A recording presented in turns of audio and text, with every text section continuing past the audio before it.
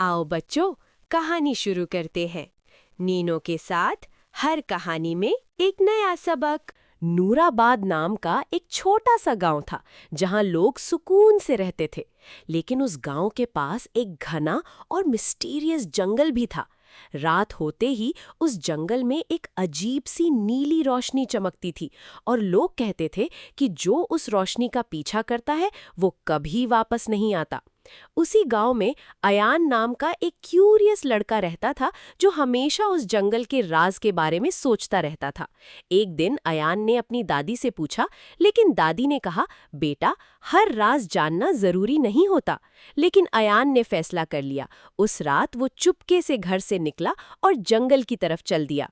जैसे ही वो जंगल में घुसा, हर तरफ अंधेरा और खामोशी थी। अचानक उसने देखा, दूर से वही नीली रोशनी चमक रही थी और वो उसकी तरफ बढ़ने लगा। थोड़ी देर बाद जमीन से एक पुराना दरवाजा उभर आया जो खुद ब खुद धीरे धीरे खुल गया। अयान अंदर गया और उसने एक अजीब सी दुनिया देखी जो नीली रोशनी से चमक रही थी। तभी एक छोटी सी नूर जैसी परी उसके सामने आई।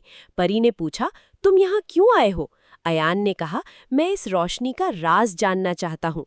परी ने उसके सामने 3 रास्ते खोल दिए, एक रोशन, एक अंधेरा और एक सीधा सा रास्ता। अयान सोच में पड़ गया। उसे दादी की बात याद आई कि हर राज जानना जरूरी नहीं होता।